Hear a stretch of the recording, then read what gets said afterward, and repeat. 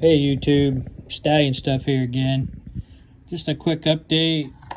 Here's the interior of my VS410 Phoenix straight axle. I'm not real happy with the orange. I love this gray. I just didn't put enough orange on it, and when I backed it with the pearl black, I got some of it bleeding through. It's not too bad.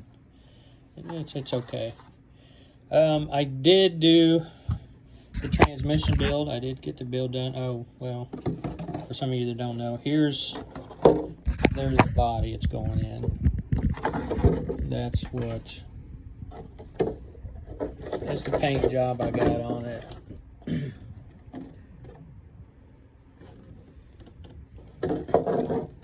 And I made a video of the aftermath of the paint with the details and such. So the main purpose of this video is to talk about, well, the interior on how I finished it, but the transmission. So it is a very detail-oriented install. I mean, well, what's the best way to say it?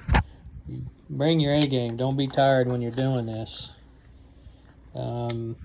One thing I did notice, let me give me a pointer here. This step right here, these right here, since I have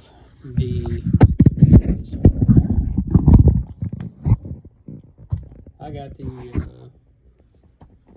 aluminum motor plate, and I got the steel upgraded gears for the transmission and transfer case. So these screws right here are too long to go into my Castle Creations motor. They bottom out. There's not a lot of room there, so I might have to do something with that.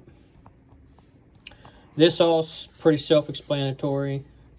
If you're using the included one, you know, you've got these little holes which correlates to that. But if you're using the aluminum one, you want the flattest part sticking towards the bell housing on the transmission, so it points aft or to the back.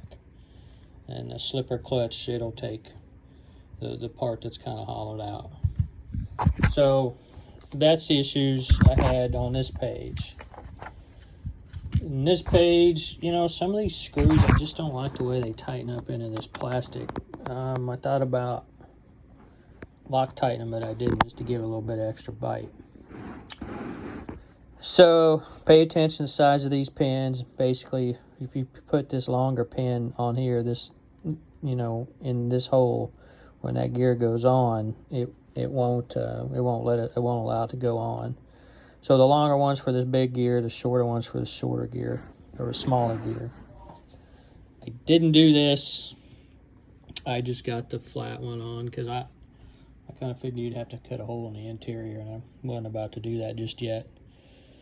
I wish you could get these in metal, and that. It'd be so cool if that was a metal. Well, maybe they do already, and I just haven't seen it.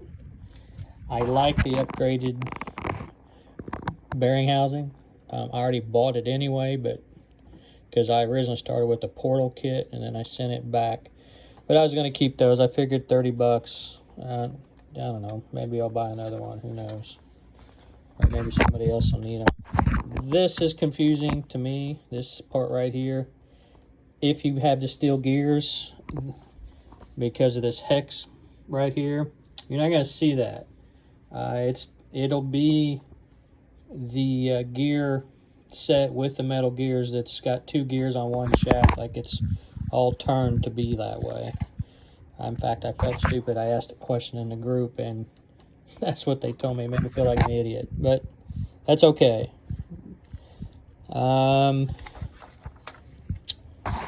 So yeah, this little thing here comes in handy. Pretty self-explanatory here. This E-clip. Now, if you watch Harley Designs, he's got a really good video on how to put this transmission together. So he put that on sooner, but it matters not. Just make sure it's on. What he says in his video, there's only 2 of these in the kit. If you have one extra, you forgot to put one on. So again, I wish this was metal. These don't tighten up to my liking, but I mean, they're tight. So this stuff is kind of tricky. I'm not 100% sure I got it in to where it's working, but it appears that it is. And the same with the overdrive. And again, in Harley's video, I mean, he's good with it. He's spot on. He tells you can run these little set screws all the way down to where they're flush. I didn't do that. I saw a guy fight, and he had his down too far with a servo, and it wasn't working. So I left mine up just a little bit. In fact, kind of see them there. I don't know. They're up just a. Let me look at that. I got them up just a little bit. Can you see it? I don't know, 2 or 3 threads sticking out. Hopefully they won't come out. So, of course, I haven't done this step yet, but that's pretty self-explanatory. And then I got to mount it on the chassis, which I don't know if I'm going to do that or mount the motor on first, then do it. I don't know how big of a pain it's going to be to put the motor on with the transmission in there. I also did get the metal drive shafts. So I'll be having a video on all that when I get all that done. So this is where I'm going to end it now. Leave me a comment. Let me know what you think. And till next time, I don't know what to do.